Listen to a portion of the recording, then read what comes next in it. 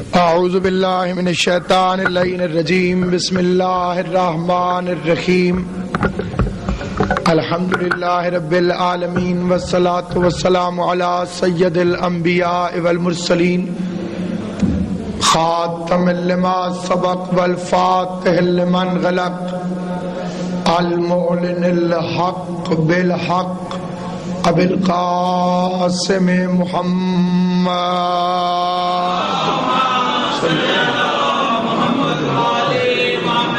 وأهل بيته الطيبين الطاهرين المعصومين المنتجبين المظلومين الذين أذهب الله عنهم الرجس وطهرهم تطهيرا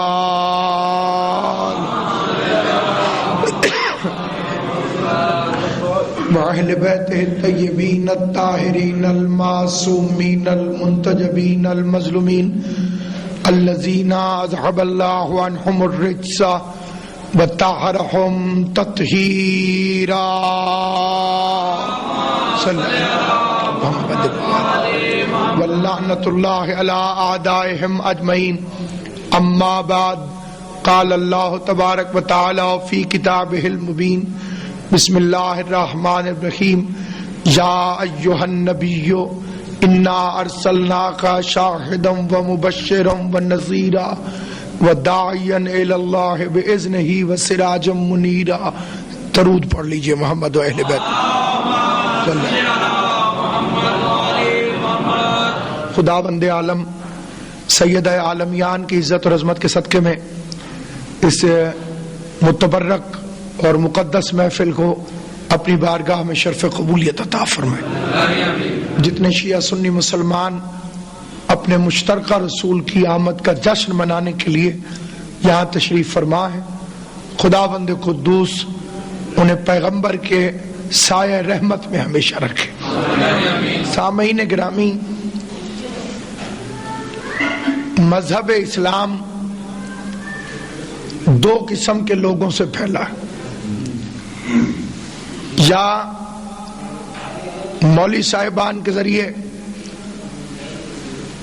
یا فقیر اولیاء کرام کے ذریعے. ملائیت تعصب کا بحروب ہے.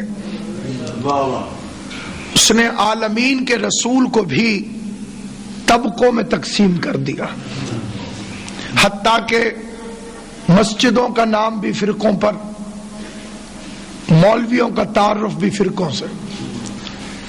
لیکن جو فقیر کی بزم ہوتی تھی، فقیر سے مراد وہ نہیں جو ہماری روزمرہ کی زبان میں استعمال ہوتا ہے. ہم بھکاری کو بھی فقیر کہہ دیتے ہیں. بھکاری اور فقیر میں زمین آسمان کا فرق ہے. جسے زمانہ ٹھکرا دے اسے بھکاری کہتے ہیں، اور جو زمانے کو ٹھکرا دے اسے فقیر کہتے ہیں. سلامت رہے. مولا علی میرے بادشاہ امیر المومنین کا ایک لقب ہے، امام الفقراء، فقیروں کا امام. کیا مطلب؟ عربی زبان میں قبلہ کعبہ تشریف فرمائے، اچھے مرد کو اعلیٰ کہا جاتا ہے. اگر کوئی مرد ہو، مذکر اچھا ہو، صاحب صفات ہو، اچھی صفات کا حامل ہو، اسے عربی میں کہا جاتا ہے اعلیٰ. اور اگر کوئی عورت بہت اچھی ہو، اچھی صفات کی مالک ہو، تو اسے کہا جاتا ہے عالیہ. اعلیٰ کی مؤنث ہے عالیہ. اگر کوئی گھٹیا، گندا، ذلیل، پست مرد ہو تو اسے عربی میں کہتے ہیں ادنا. اور اگر کوئی گندی، گھٹیا، ذلیل، دھوکے باز، پست عورت ہو تو اسے عربی میں کہتے ہیں دنیا. اعلیٰ کی مؤنث ہے عالیہ، ادنا کی مؤنث ہے دنیا، گندی عورت، گھٹیا عورت، دھوکے باز، ذلیل، پست۔ اور اگر یہ دنیا گھٹیا اور گندی عورت نہ ہوتی تو فقیروں کا امام کیوں کہتا جا دنیا علی تجھے طلاق دیتا؟ تو جو ہے یہ طلاق عورت کو دی جاتی ہے، مؤنث کو دی جاتی ہے۔ تو وہ تھا امام الفقراء جس نے دنیا کو ٹھکرا دیا۔ پھر علی کے بیٹوں کے سامنے بھی بڑی سج سج کے دنیا آتی رہی، کبھی حسن کے سامنے، کبھی حسین کے سامنے، کبھی زین العبا کے سامنے، کبھی باقر العلوم کے سامنے۔ ان سب نے بھی ٹھکرا دیا، کیونکہ جسے باپ طلاق دے دے وہ اولاد پر حرام ہو جاتی۔ اس لیے سب دنیا کی طرف جھکے، آل محمد دنیا کی طرف نہیں جھکے۔ اب جو ان کے دروازے سے فیض حاصل کر کے چلے، دیکھیے ڈاکٹر بھی دو طرح کے ہوتے ہیں، ایک وہ کہ جو اسے خالی سورس آف انکم سمجھتے ہیں، پیٹ میں درد ہوا اپینڈکس کا آپریشن کر دیا، ڈاکٹر وہ بھی ہے۔ اور ایک وہ بھی ڈاکٹر ہے جو اپنے پیشے کے ساتھ مخلص ہے، بچوں کی روزی بھی کماتا ہے اپنے معیار کے مطابق، لیکن اپنے کام کے ساتھ بھی ایمانداری کرتا ہے۔ تو جب ڈاکٹروں میں، استادوں میں، اب آپ دیکھ لیجئے کتنے لوگ ہیں جو کمرشل علم دینا چاہتے ہیں، کتنے ہیں جو واقعی علم دینا چاہتے ہیں۔ اسی طرح جب میں کہوں ملائیت تو اس سے مراد وہ علماء کرام نہیں جو واقعاً دین کے خدمت گزار ہیں، اس سے مراد وہ ہے کہ اسلام جن کا مذہب نہیں پیشہ ہے، جنہوں نے اسلام کو پیشے کے طور پر استعمال کیا تاکہ اپنی آمدنی میں اضافہ کر سکیں، دنیا کو رنگین بنا سکیں اور دنیا میں دولت کو اکٹھا کر سکیں۔ اب جب مولوی کی بازم ہوگی اس میں اسی کے فرقے کے لوگ ہوں گے، دوسرا کوئی آ جائے گا تو گھبراتا رہے گا، پتہ نہیں کب کفر کا میزائل داغ دے۔ لیکن جب فقیر محفل سجاتا ہے وہاں ہندو بھی، سکھ بھی، عیسائی بھی، مسلمان بھی۔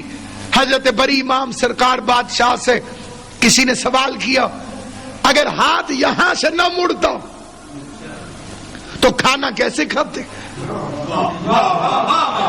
اور اگر ہاتھ یوں ہی رہتا ایک دم سیدھا تو منہ تک کیسے آتا؟ نہ ہاتھ ادھر پہنچتا نہ منہ ادھر پہنچتا، تو ہم کیسے کھاتے؟ سرکار بری امام نے جو جواب دیا وہ فرمایا کہ ضروری تو نہیں کہ یوں کیا جائے، لقمہ توڑ کے یوں بھی تو کیا جا سکتا ہے۔ اور ہے یا نہیں؟ اس لیے امیر المومنین مولا علی نے فرمایا کھلانے والے بنو تاکہ حاکمانہ سوچ پیدا ہو، کھانے والے نہ بننا ورنہ محکوم ہو جاؤ گے۔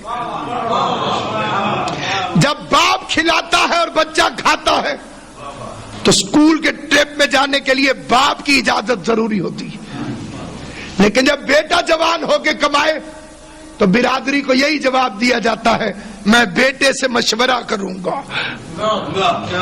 جب باپ کھلائے تو حکومت باپ کی، جب بیٹا کھلائے تو اولاد ہونے کے باوجود حکومت بیٹے کی طرف منتقل ہو جاتی ہے۔ تو اس لیے ہم بر صغیر کے جو لوگ ہیں، ہمیں مولوی نے کلمہ نہیں پڑھایا، ہمیں عبداللہ شاہ غازی نے کلمہ پڑھایا، ہمیں بہاؤالدین ذکریہ نے کلمہ پڑھایا، ہمیں بابا فرید نے کلمہ پڑھایا، ہمیں معین الدین چشتی نے کلمہ پڑھایا، ہمیں نظام الدین اولیاء نے کلمہ پڑھایا۔ لہذا ہم میں اختلاف اور تعصب نہیں ہے۔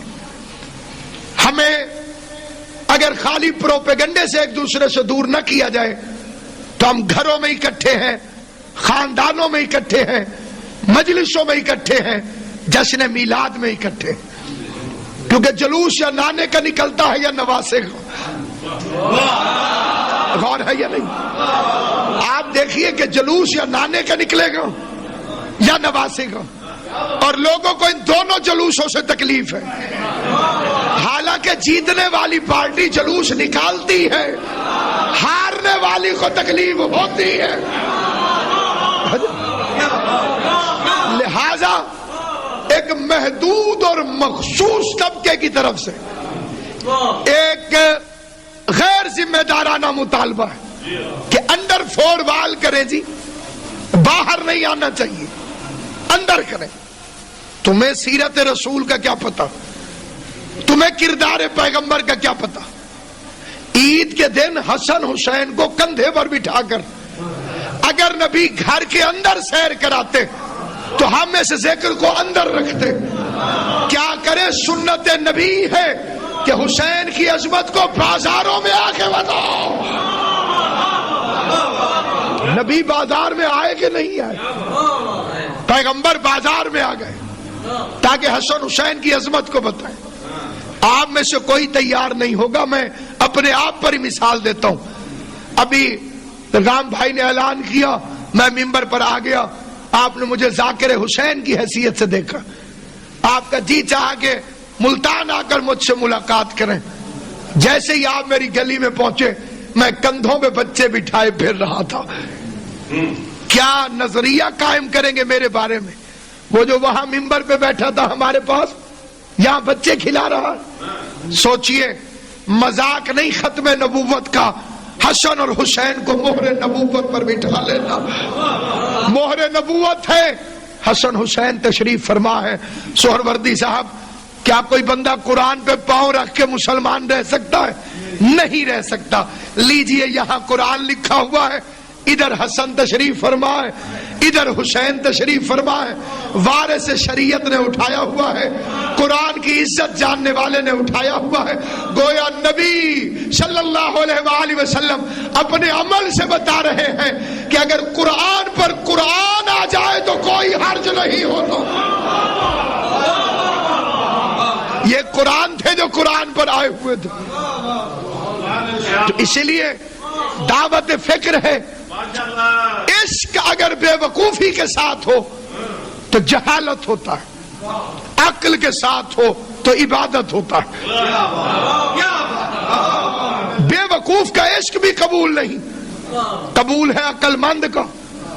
آقا سے محبت کرو لیکن عقل کے دروازے کھول کر، کیونکہ صورت کی محبت عشق رسول نہیں ہے، سیرت کی پیروی عشق رسول ہے. چہرے سے تو موسیٰ کے فرعون کو بھی محبت ہو گئی تھی، نہ ہوتی تو محل میں رہنے کیسے دیتا. سیرت کی پیروی کرو. اور سیرت کی پیروی کیا ہے؟ مقام رسالت کو سمجھو. مقام رسالت کیسے سمجھ میں آئے گا؟ جب میں کسی اور کی عزت کو نبی کے مقابلے پر نہیں تولوں گا. جب مجھے یقین ہو جائے گا کہ اگر صحابہ کے پاس عزت ہے تو حضور کی وجہ سے، اہل بیت کی شان ہے تو حضور کی وجہ سے. جو ہستی مرکز و محور ہے وہ ذات مصطفیٰ، وہ ذات پیغمبر ہے. اس کی شان کیا ہے؟ یا ایھا النبیو، اللہ نعت پڑھ رہا ہے. قرآن میں خدا نعت پڑھ رہا ہے. خالق نے نعت پڑھی اور مخلوق میں سب سے پہلے ابو طالب نے نعت پڑھی. اس نے طواف کے دوران پسینے میں بھیگے ہوئے مصطفیٰ کو اٹھایا اور آواز دے کے 3 سال کے نبی کے لیے نعت پڑھی. اگر کسی نے چلچلاتی ہوئی دھوپ میں ابر کرم کے موتی دیکھنے ہو تو وہ میرے بھتیجے محمد کے ماتھے سے پسینے کے قطرے دے. سلامت و آباد، اللہ ان ہاتھوں کو سلامت رکھے. تو سامعین گرامی، وہ کس شان کا حامل ہے؟ پہلے تو یہ طے کرو کہ وہ آئے کب. میں کب آیا، میری تاریخ ولادت کیا ہے؟ امین بھائی، یہ آپ میرے گھر والوں سے پوچھیں گے یا محلے والوں سے؟ بڑا آسان سا سوال ہے. مجمع بہت زیادہ ہو تو پھر بے شک بندہ چپ کر کے سنے. آپ بتائیے ہاں نہ کر کے، آپ کی ڈیٹ آف برتھ، چلے میری چھوڑیے، جو آپ کی ڈیٹ آف برتھ ہے وہ آپ کے گھر والوں کو ٹھیک پتہ ہوگی یا محلے والوں کو؟ جی بیٹا، گھر والوں کو پتہ ہوگی. تو حضور کے ساتھ نا انصافی کیوں کرتے ہو؟ اہل بیت سے کیوں نہیں پوچھتے کہ حضور کب آئے؟ چلیے یہ تو جھگڑا ہی کوئی نہیں 12 کو آئے کہ 17 کو آئے، ربیع الاول پہ بھی مجھے بحث نہیں، کیونکہ یہ کیلنڈر سے پہلے کا نبی ہے۔ ابھی 12 نہ بنی تھی حضور تھے، ابھی 17 نہ بنی تھی حضور تھے، ابھی ربیع الاول نہ تھا حضور تھے، ربیع الاول بنتا ہے چاند سے، ابھی چاند نہ تھا اور حضور تھے، چاند بنتا سورج سے، سورج نہ تھا اور حضور تھے، سورج چلتا ہے نظام شمسی میں، نظام شمسی نہ تھا اور حضور تھے، کائنات نہ تھی۔ کون تھا نبی جان وَآدَمَ بَيْنَ الْمَاءِ وَالطِّينِ، میں اس وقت بھی نبی تھا، خالی تھا نہیں، خالی ہونے میں اور نبی ہونے میں بڑا فرق ہے۔ نبوت عہدہ ہے، آدم وجود میں نہ آئے تھے اور میرا نبی عہدے دار تھا۔ سلامت و آباد و شاد، ابھی آدم علیہ السلام کا وجود نہ تھا اور میرا پیغمبر عہدے دار تھا۔ تو توہین رسالت کا قانون بناؤ کہ یہ تو بتاؤ کہ جنہوں نے کہا کہ 40 سال حضور نبی تھے ہی نہیں، اور جنہوں نے یہ افسانے گھڑے کہ خود ہی پتا نہ تھا کہ میں نبی ہوں۔ ورقہ بن نوفل نے بتایا کہ اگر واقعی آپ نے یہ چیزیں دیکھی ہیں غار میں تو پھر تو آپ نبی ہونے والے۔ سامعین گرامی، بلال حبشی کو کسی نے خط نہیں لکھا تھا، وہ عشق رسول کی خوشبو سونگھتا ہوا آ گیا، یعنی بلال کو پتا چل گیا کہ آپ نبی ہیں، اور جو خود نبی ہیں انہیں پتا نہیں چلا کہ میں نبی ہوں۔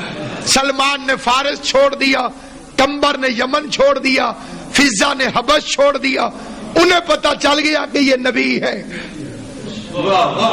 پڑھے لکھے دوستوں سے سوال ہے، عیسیٰ علیہ السلام نے جھولے میں کہا قالا انی عبداللہ آتانی الکتاب وجعلنی نبیا، جھولے میں عیسیٰ نے فرمایا میں اللہ کا بندہ ہوں، نبی بن کر آیا ہوں۔ چھوٹا نبی جھولے میں نبی، امتی نبی جھولے میں نبی، اور وہ جو سید الانبیاء ہے جس کی خاطر کائنات بنی ہے، اسے معلوم ہی نہیں کہ وہ نبی میں ہوں۔ عیسیٰ جاتے جاتے کہتے یاتی من بعدی اسمہ احمد، میرے بعد ایک آئے گا اس کا نام احمد ہوگا۔ عیسیٰ کو معلوم ہے کہ احمد نبی ہوگا، اور احمد کو معلوم نہیں کہ میں نبی ہوں۔ پھر جب دنیا میں آ گئے، حضور کے والد کی ایک ہی اولاد ہے، نہ اور کوئی بیٹا نہ بیٹی، خالی پیغمبر۔ شادی کے 6 مہینے بعد آقا کریم کے والد دنیا سے چلے گئے۔ کیا کبھی کسی سمجھدار ذہن نے یہ سوچا کہ ان کی وفات کے اسباب کیا تھے؟ اتنی جوانی میں، 23 سال کی عمر میں، شادی کے 6 مہینے بعد حضرت عبداللہ دنیا سے کیسے چلے گئے؟ وطن مکہ تھا، قبر مدینے میں کیوں ہے؟ حضور کے والد کی قبر مبارک جنت البقیع میں کیوں ہے؟ آقا کے والد کو یہودیوں نے مدینے میں نور مصطفیٰ کا رستہ روکنے کے لیے زہر دے دیا تھا۔ اب میں ایک سوال کرتا ہوں غیرت مند مسلمان سے کہ جس خاتون کو معلوم ہو کہ میرا شوہر جس بچے کی آمد کو روکنے کے لیے این جوانی میں قتل کر دیا گیا، وہ اپنے بچے کو کسی بڑھیا کے حوالے کر دے گی کہ جا تو لے جا اسے؟ اس بچے کی حفاظت تو زیادہ ضروری ہے، تو اس بچے کو جناب حلیمہ کے حوالے نہیں کیا جا سکتا۔ مجھے حضرت حلیمہ کے کردار پر اعتراض نہیں، لیکن سوال کچھ ضرور ہے۔ نمبر 1، بتاؤ جناب حلیمہ کا مذہب کیا تھا؟ جس کی گود میں حضور آئے. ہم نے تو جس برتن میں دودھ بھی رکھنا ہو اسے بھی زیادہ صاف کرتے ہیں کیونکہ اس میں نور والا دودھ آنا ہے. غور ہے یا نہیں آپ؟ تو جب ہمارے گھر کی عورتوں کو تمیز ہے کہ جس میں دودھ والا نور آئے وہ برتن پاک ہونا چاہیے، اللہ نے جہاں مصطفیٰ والا نور رکھا وہ گود کتنی پاک ہونی چاہیے، وہ آغوش کتنی پاک ہوگی. میں نے مجمع کی کمی کا کسی قسم کا نوٹس نہیں لیا. نماز ہوتی ہے، چاہے اکیلا آدمی بھی پڑھے اسے پوری نماز پڑھنا ہوتی، لیکن صرف سر ہلاتے رہیے گا ہاں نہ، تاکہ مجھے پتا چلے کہ جو میں ارسال کر رہا ہوں وہ آپ وصول کر رہے ہیں. کون تھی دائی حلیمہ؟ کیا ایک کمزور سی اونٹنی کی مالک. اچھا، ان کے گھر میں کھجوریں بھی تھیں لیکن خشک رہتی تھی.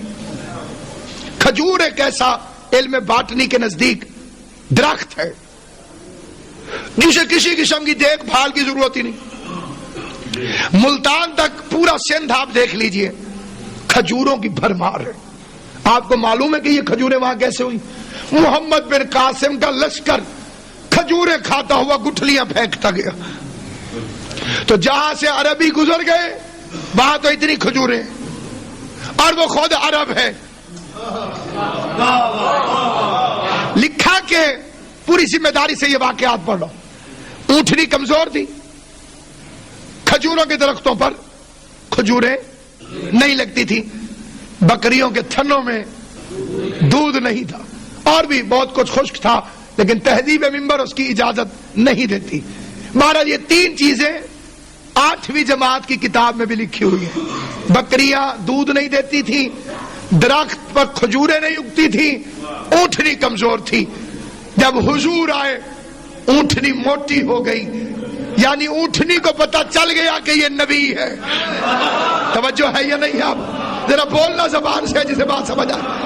گھر میں آئے تو کھجور میں کھجوریں لگ گئی، کھجوروں کو پتا چل گیا کہ یہ نبی ہے. بکریوں کے تھنوں سے دودھ اتر آیا، بکریوں کو پتا چل گیا آقا کے بچپن میں کہ یہ نبی ہے. میں اس پڑھے لکھے مجمع سے حضور کا نام لے کر سوہندی صاحب ایک سوال کرنا چاہتا ہوں. ذمہ دار حضرات تشریف فرمائے، بھائی ایک مرتبہ پھر سننے کی زحمت کر لیں. اونٹنی کمزور تھی، حضور آئے تو موٹی ہو گئی. کھجور میں کھجوریں نہ تھی، حضور آئے تو کھجوریں لگ گئی. بکریوں کے تھنوں میں دودھ نہ تھا، حضور آئے تو تھنوں میں دودھ آیا. یہ حلیمہ نے حضور کو پالا تھا یا حضور نے حلیمہ کو پالا تھا؟ ذرا فیصلہ کر کے تو بتاؤ، کس نے کس کو پالا تھا؟ کون کس کی پرورش کر رہا تھا؟ اب ضرورت ہے کہ توہین رسالت کے قانون بن رہے ہیں تو کوئی مقام رسالت بھی تو تعین کرو. حسن یوسف دم عیسیٰ ید بیضا داری. یوسف کا حسن دیکھنا ہو تو حضور کو دیکھو. لا حول ولا قوت. نوکروں کی استعمال ہوئی کی چیزیں حضور استعمال کریں گے. یوسف نوکر ہے کہ نہیں ہے؟ حسن یوسف کا کیا مقابلہ پیغمبر کے حسن کے سامنے. یوسف کا حسن نبی میں نہ دیکھو، نبی کے حسن کی خیرات کا نام ہے حسن یوسف. جس پر زلیخا عاشق ہو جائے اسے یوسف کہتے ہیں، اور جس پر اللہ عاشق ہو جائے اسے محمد مصطفیٰ کہتے ہیں. جس پہ بنانے والا عاشق ہو گیا، جس نے ساری تصویریں بنائی تھی، جس نے ساری تصویریں بنائی تھی، اسے جس تصویر سے عشق ہو گیا، جس سے مصور کو پیار ہو جائے، جس کی اداؤں پہ قرآن بنا دے، جس کی رفتار پہ قرآن اتار دے. کیا ہوتے ہیں کپڑے آج پہنے کل اتار دیے، لیکن محبوب کے کپڑوں پر بھی نظر ہوتی ہے. اس نے تھوڑی دیر کے لیے کملی اوڑھی، اس نے اس کملی کو اتنی زندگی دے دی جتنی قرآن کی زندگی ہے. جب تک قرآن پڑھا جاتا رہے گا تھوڑی دیر تک لپٹنے والی کملی کا ذکر رہے گا، تو جو چادر تھوڑی دیر لپیٹ دے وہ تو اللہ کو اتنی پیاری لگتی ہے۔ اللہ جانے ابو طالب کتنا پیارا ہوگا جو نبی کو اس کی یتیمی میں لوریاں دیتا رہا۔ اور یہ کتاب ہے صحیح مسلم، اگر یہ صحیح مسلم میں نہ ہو تو مجھے صحیح مسلم نہ سمجھے، کھلم کھلا آفر، ٹھیک ہے؟ اگر یہ صحیح مسلم میں نہ ہو تو میں صحیح مسلم نہیں، اور اگر صحیح مسلم میں ہو پھر جو نہ مانے وہ صحیح مسلم نہیں، ٹھیک ہے؟ صحیح مسلم میں لکھا ہوا ہے بنی اسرائیل کا ایک بدماش تھا جس کا کام تھا اللہ کی مخالفت، ہابی تھی اس کی، صبح شام مسئلے پوچھتا تھا حضرت موسیٰ سے مخالفت کے لیے۔ کیوں موسیٰ تیرا اللہ کیا کہتا ہے، ادھر جاؤں کہ ادھر؟ موسیٰ فرماتے ادھر، وہ ادھر چل پڑتا۔ زد بڑی بھیڑی ہے، زد کا پکا، مر گیا۔ حضرت موسیٰ کی امت نے گھسیٹ کے گاند پہ پھینک دیا، اللہ نے وحی کی موسیٰ اسے اٹھا، نہلا، کفنا، دفنا۔ حکم ربانی تھا، گھبرایا ہوا موسیٰ بار بار دیکھے بھی صحیح، نہلائے بھی صحیح، امت ناراض۔ وہ امت کے متقی تھے، وہ کہتے لا حول ولا قوت، یہ نبی کا کام ہے؟ اللہ کے دشمن کے ساتھ اتنا اچھا سلوک، تو دوستوں کے ساتھ کیا کرے گا؟ رونے لگے موسیٰ دفنا کے، مالک امت ناراض ہے، وجہ بتا۔ اب آ گئی موسیٰ، ایک دن میری مخالفت کے لیے یہ توریت پڑھ رہا تھا تاکہ مخالفت کرے، اس کی نگاہ اس میں محمد پر پڑ گئی، اس نے میرے حبیب کے نام کو چوم لیا، میں نے بدلے کے طور پر اسے جنت میں 70 حوریں دے دی ہیں۔ غور فرمایا یا نہیں فرمایا؟ صحیح مسلم میں 69 ہو تو پھر بھی جھوٹ ہے، 71 ہو تو پھر بھی جھوٹ ہے۔ جھوٹ ایک بڑی سچ، بڑی ایک عجیب و غریب چیز ہے، سینسٹیو ترین چیز ہے سچ۔ گھٹا دو تو جھوٹ ہو جاتا، بڑھا دو تو جھوٹ ہو جاتا۔ ایز اٹ از من نو ان، اس کا نام ہے سچ۔ جنت دے دی، 70 حوریں دے دی، تھا کون؟ دشمن۔ کیا کیا؟ ایک دفعہ مصطفیٰ کا نام چوما۔ تو گھروں میں جا کے سوچنا، جو ایک دفعہ نام چوم لے وہ تو جنت میں جائے گا، اور وہ ابو طالب جو مصطفیٰ کو جھولی میں لوریاں دیتا رہا۔ کیوں میرے بچے مجھے فرما رہے اس کی شان کیا ہوگی؟ اس لیے کہ میلاد النبی منانے کا حق ہی اسی کو ہے جس کے ابو طالب سے تعلقات ٹھیک ہوں۔ ہیپی برتھ ڈے بچے کو نہیں کہا جاتا جب تک گھر والوں سے تعلقات ٹھیک نہ ہو۔ توجہ ہے یا نہیں؟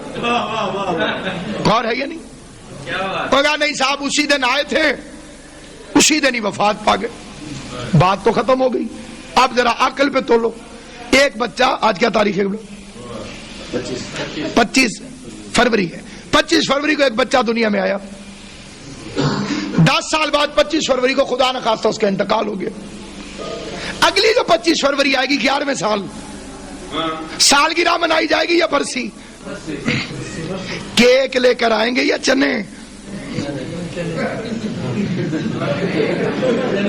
کیونکہ آنے کی خوشی سے زیادہ جانے کا غم ہوتا ہے۔ نواسے کے غم کے منکر تھے، نبی کا غم بھی نصیب نہ ہو سکا۔ جب آئے تھے تو آپ نے کس سے پوچھا حضور کب آئے؟ راوی سے۔ راوی کا تو باپ بھی مسلمان نہیں تھا اس وقت، ابھی تو لات منات کی پوجا ہو رہی تھی۔ گئے تو جنازے میں نہیں تھے، نہ آنے کی خبر نہ جانے کا پتہ۔ اہل بیت کو چھوڑنے کا پہلا نقصان نبی کے آنے کا پتہ چلا نہ جانے کا۔ اور پھر سامعین گرامی، بڑے ادب اور احترام سے عرض کرنا چاہتا ہوں، کیا تعین کیا آپ نے مقام رسالت، اور آئیڈیل کون ہے آپ کا؟ کس سے سیکھیں گے اس کے رسول؟ ان سے جو پہلے قتل کرنے جا رہے تھے، یا اس سے جو نہج البلاغہ میں کہتا ہے مقر بالنبی فی بطن الامی. علی فرماتے ہیں میں ابھی اپنی ماں کے بطن میں تھا اور حضور کا احترام کرتا تھا. عاشقان رسول کے لیے ہدیہ ہے. سوچنا علی نے کب سے احترام شروع کیا. میں ابھی ماں کے بطن میں تھا, ادھر حضور تشریف لاتے, فاطمہ بنت اسد اٹھ کے کھڑی ہو جاتی. لوگوں نے کہا چچی ہیں, یہ بھتیجا ہے, سردار کی بیوی ہے آپ, یہ یتیم لڑکا ہے, کیوں اٹھتی ہے؟ کہ میں نہیں اٹھتی. جب مصطفیٰ آتے ہیں تو علی مجھے آواز دیتے ہیں اما اٹھو, نبیوں کا نبی آ رہا. جانے کائنات آ رہی, عشق اول آ رہا, حسن اول آ رہا, گنتی کا پہلا عدد آ رہا, وجہ تخلیق کائنات آ رہا, باعث علت ممکنات آ رہا. سامعین گرامی, کس انداز سے توہین کی گئی اس کی کہ حضور ان پڑھ تھے. یہ فکرہ بڑی بڑی تفسیروں میں, ترجموں میں صاف صاف لکھا, میں ان پڑھ تھے, پڑھے لکھے نہیں تھے. دلیل اس آپ پالا تھا ابو طالب نے. یہ جنگ اخبار کے 3 سال کا ایک مضمون آرٹیکل ہے جو میرے پاس موجود ہے. پالا تھا حضرت ابو طالب نے. حضرت ابو طالب کے بچے بہت زیادہ تھے, کثیر العیال تھے, وہ تنگ دستی کی وجہ سے پڑھا نہیں سکے, کسی سکول میں نہیں بھیجا. عصمت بھائی نے اشتہار چھاپا, علامہ ناصر عباس خطاب فرمائیں گے. ٹاؤن کا ایک آدمی آ گیا, اس نے کس ان پڑھ کو بلایا ہے؟ انہیں پوچھنا چاہیے نا, تسی جان دے ہو؟ اس کا نہیں جانتا تو نہیں ہوں, نام پڑھا ہے. تمہیں نام سے کیسے پتا چلا کہ یہ ان پڑھ؟ اسے میں نے ساہیوال کے سارے سکولوں سے پوچھا کہیں یہ پڑھنے آیا تھا؟ انہوں نے کہا نہیں, لہذا ان پڑھ. آپ کہیں گے ان پڑھ وہ نہیں, تو بے وقوف ہے. وہ کوئی ساہیوال کا ہے جو تو ساہیوال کے سکولوں سے پوچھ رہا ہے؟ بات سمجھ میں آئیے گی؟ ساہیوال سے پوچھو جن کا ایڈریس ساہیوال کا ہو. وہ ملتان کا ہے, ملتان کے سکول سے پوچھو, ملتان کے مدرسے سے پوچھو پڑھا لکھا تھا کہ نہیں تھا. میرے نبی کو مکہ مدینے کے سکولوں میں نہ پڑھتا دیکھ کر ان پڑھ کہنے والے جاہلوں کی اولادوں, وہ مکہ مدینے کا تھا کہاں؟ اگر اس کا علم پوچھنا ہو تو عرش میں جا کے پوچھو پڑھا لکھا تھا یا ان پڑھا رہا.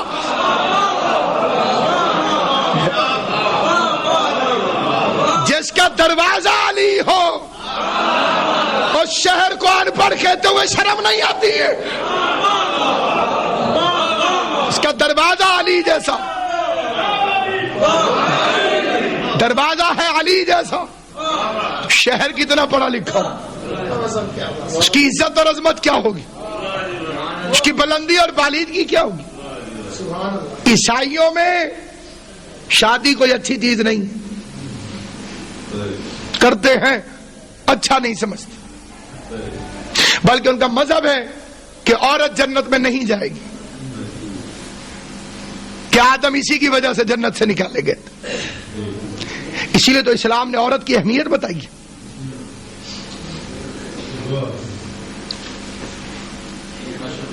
ان کا پوپ بھی وہی بنتا ہے جو شادی نہ کرے, کیونکہ ان کی ہولی فیملی میں 2 کیریکٹر ہیں اور دونوں غیر شادی شدہ. عیسیٰ ہیں, ان کی بھی شادی نہیں ہوئی. جناب مریم ہیں, ان کی بھی شادی نہیں.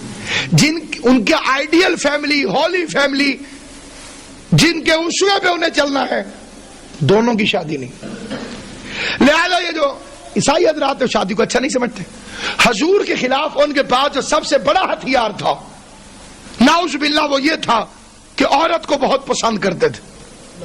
لہذا سیٹنک ورسز, شیطانی آیات, تسلیمہ نسرین کی کتاب اور ڈنمارک کے حرامزادے کے بنائے ہوئے وہ کارٹون, ان کا مرکزی عنوان یہی ہے.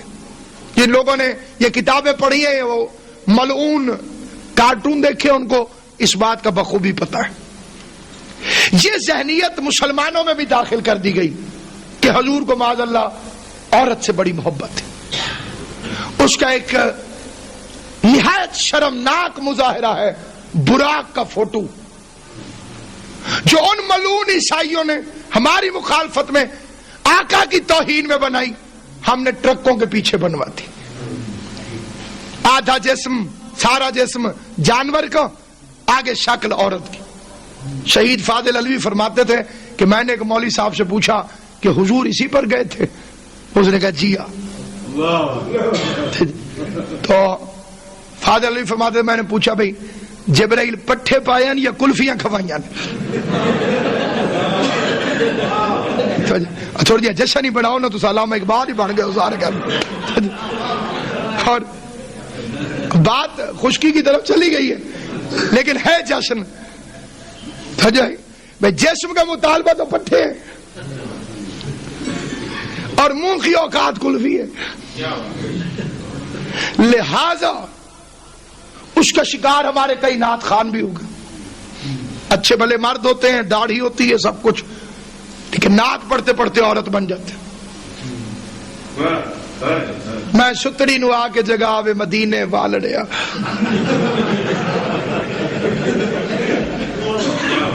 اگر تو ستڑا بن جائے تو تیرا کیا نقصان ہے؟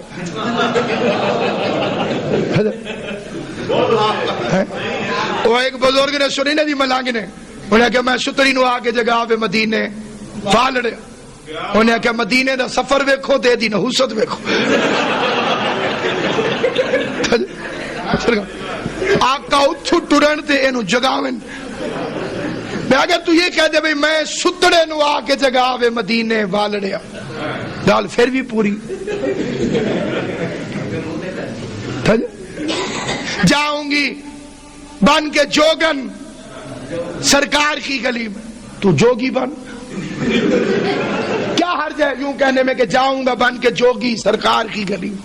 حالانکہ نہ جوگی بنے گا نہ جوگن. مجھے امین بھائی پتہ ہے، کیونکہ جوگی بنا یا جوگن تو بین بجانی پڑے گی، اور بین بجاؤ تو سانپ نکل آتا ہے، اور یہ بڑی خطرناک چیز ہے. اس کے سامنے بڑے نہیں رک سکے تو چھوٹے کتنے رکتے ہیں.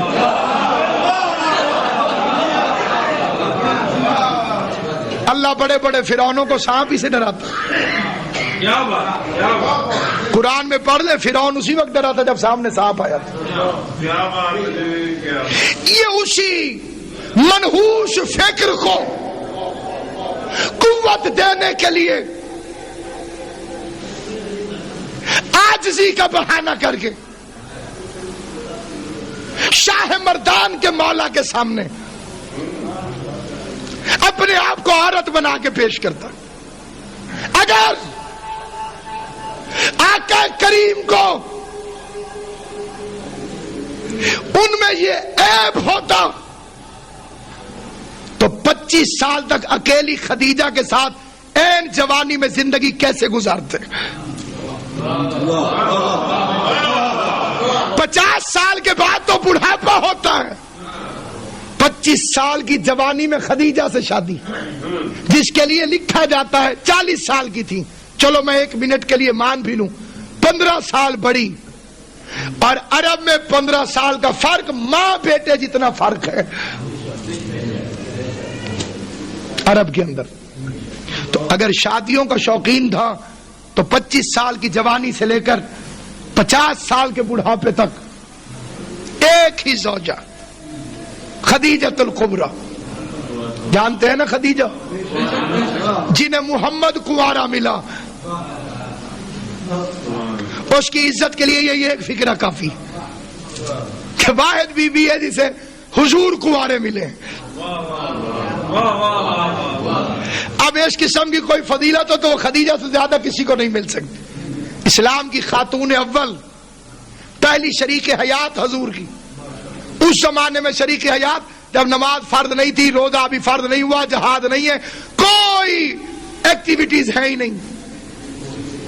اور بعد میں 10 سال میں 13 80 جنگوں سمیت، روزانہ کی 5 نمازوں سمیت، سال کے 1 مہینے کے روزوں سمیت.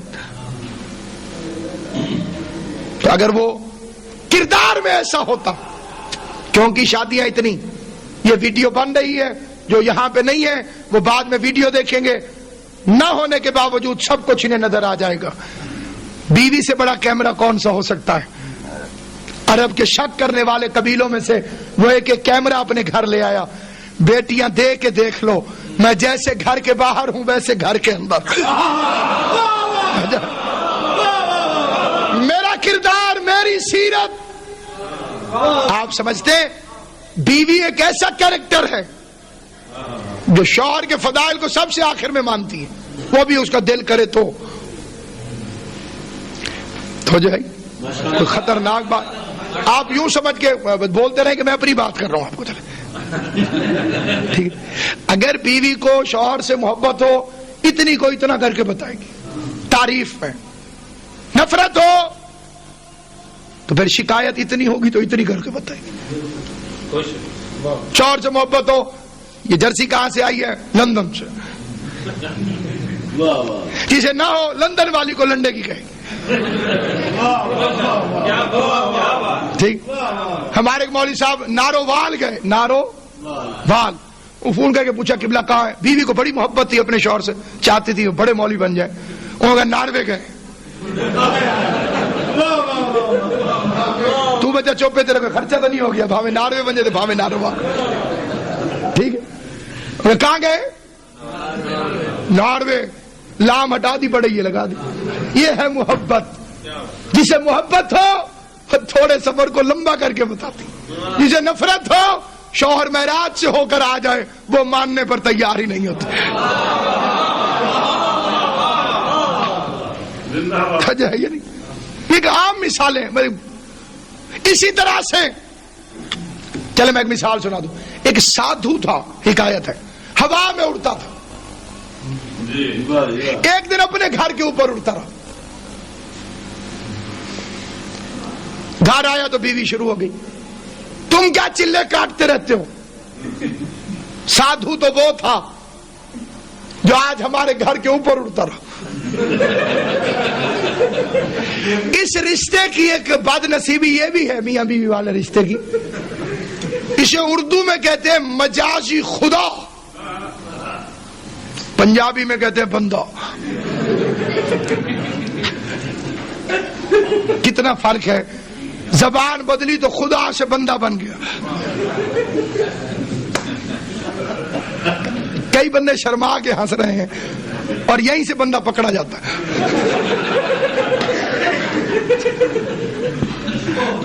اور اب اسے کہا وہ حقیر، پر تقصیر، عاجز میں تھا جو اڑ رہا تھا۔ اچھا اچھا، تائیوں ونگا ونگا اڑ رہا، آڑے ترچھے اڑ رہے تھے۔ چلیے یہ تو مثال ہے، ایک سچا واقعہ سن لیں۔ ایک عالم دین کو روتا ہوا مجمع دروازے پہ چھوڑنے آیا اپنے گھر ان کے، اور دروازہ کھلا تو بیوی نے دیکھا کوئی ادھر دیوار سے، کوئی ادھر دیوار سے، کوئی ایک دوسرے کے گلے سے۔ بیوی نے مجھے کیا کہا انہیں، تمہیں کیا کہہ کے آئے ہو؟ انہوں نے کہا میں نے تہجد کے فضائل پڑھے۔ خود تو فجر بھی قضا کر دیتے، انہوں نے تہجد روائے ہیں، فجر کے وقت میں جگاتی رہتی ہوں، اٹھتے نہیں مانتی بیوی۔ میرے نبی نے اپنا کردار سب سے پہلے اپنی بیوی سے پوچھا، غار ہرا سے آ کے خدیجہ فرشتہ آیا تھا، گردن جھکا کے کہتی آپ ہیں ہی ایسے کہ فرشتے نوکری کے لیے دروازے پہ اترے ہیں، آپ کی شان ہی یہی ہے، آپ کا رتبہ یہی ہے، آپ کی فضیلت ہی یہی ہے۔ یہ ہے کائنات میں کردار پیغمبر، یہ ہے سیرت رسول۔ گھر سے عورت نکلی ہوئی تھی، وزن زیادہ اٹھایا ہوا تھا، یہ بڑی بیماری تھی عرب کی عورتوں کو، گھر سے نکلتے وقت دیکھتی نہیں تھی کہ یہ وزن اٹھا سکیں گی کہ نہیں اٹھا سکیں گی، لہذا کئی مرتبہ اپنی اوقات سے زیادہ وزن اٹھا کے گھر سے نکل پڑتی تھی۔ جی بسم اللہ، قبلہ نے دعا دے دی ہے، یہی کافی ہے، باقی سنی ہے سمجھی نہیں۔ اور داتا صاحب کی دربار میں کسی دعا مانگی, میرا پرائز بانڈ نکلوا دیں. باہر نکلا تو جیب میں نہیں تھا. واپس آ کے آخر ہے بادشاہ جی تسی سنی ضرور ہے سمجھی نہیں. مطلب جشن اصل میں ہوتا ہی ہے یہ, دو بندے بھی ہو تو جشن ہوتا ہے. ویسے تو اکیلا بندہ بھی جشن منا سکتا. ہمارے ایک ذاکر تھے بابا پیر سید ریاض حسین شاہ صاحب آف موچ. یہ مولا کے ایسے ذاکر تھے جن کی آوازوں پر امام حسین کے دستخط. آج بھی ان کی زندہ یادگار ہیں, جن لوگوں نے انہیں سنا ہے. آج بھی ان کے لہجے کی تقدسیت وہ دور نہیں ہو سکتی. پڑھتے سر مصائب تھے. وہ ہمارے علاقے میں آ گئے تو پہنچ کے پتہ چلا بھی جشن, لائٹیں لگی ہوئی, پھول پتیاں, اور بندے ہاتھ ساس کے مبارک مبارک. انہوں نے کہا میں کیا کر سکتا. اوپر سے بانی بھی ظالم تھا. اس نے کہا جنہیں آج مصائب پڑے میں کوئی نیاز نہیں دے. ایڈی بڑی گل تو پچا گئے ہو تو انہوں نے آخیا بھی جنہیں مصائب پڑے آج میں نیاز نہیں دینی. جنہیں روایا تڈیاں تے آج جو روسی اڈیاں تے.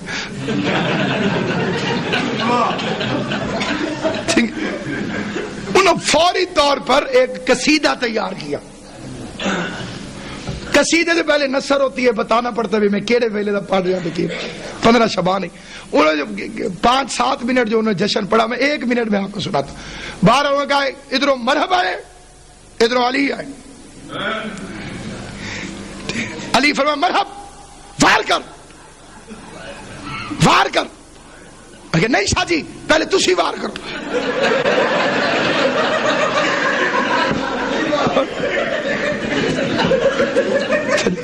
جیڑا اس فکرے تے نہیں پھر گیا میں اودی امید تے بیٹھا میں بولے سی کیا میں ہار منی جی.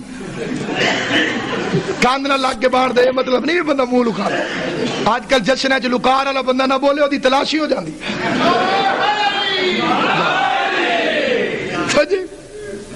بندے ہاش میں انہیں کتاب بچا گیا کہ یہ جشن ہے.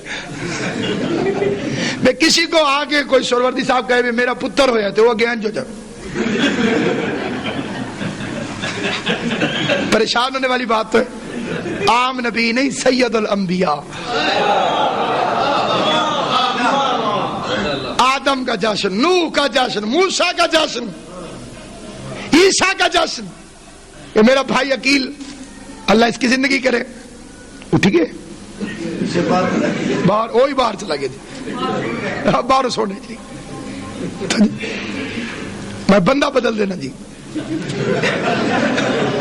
حیدری صاحب یہ زباری تو ٹوڑ جامن جی صدقہ محمد والے. مجھے ملتان میں پتا چلے کہ یہ زواری پہ چلے گئے. میں نے شار شمل مٹھائی بانٹتا, سائی وال کے بندے نے لڈو لے لیا مجھ سے. انہیں کہ خیر تھے, میں کہ جی حیدری صاحب زواری تھے گئے. میں خوش ہو کے بنڈی. میں پریشان ہو گیا کہ خوشی سائی وال کی مولوی ملتان میں منا رہا ہے.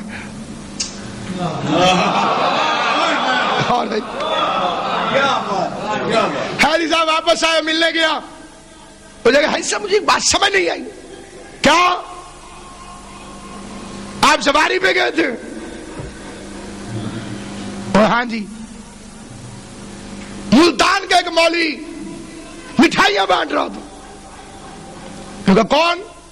اسے فوراً نام لیا, ناصر عباس. انصاف کرنا سر, ایک فکرہ حیدری صاحب ضرور کہیں گے مولوی صاحب ساڈے اپنے نے. ہوں دس رہا ہے کہ کوئی نہیں کوئی ہلا چلو کہیں گے کہ نہیں کہیں گے. میں مولوی صاحب ساڈے اپنے, میں کہتا ہوں کیا کہنے اس جشن کے جس میں شیعہ سنی اکٹھے ہو کے آمد رسول میں ہنس رہے ہوں اور انہیں خوش ہوتا دیکھ کر جبرائیل جا کے آقا سے مدینے میں کہے کہ آقا خوشی تو مدینے کی ہے, مکے کی ہے, ابو طالب کے گھر کی, آمنہ کی, یہ کیوں خوش ہو رہے تھے؟ تمہاری نسلیں سنور جائیں گی اگر ایک دفعہ حضور نے فرما دیا وہ میرے اپنے ہیں. جسے جسے شوق ہے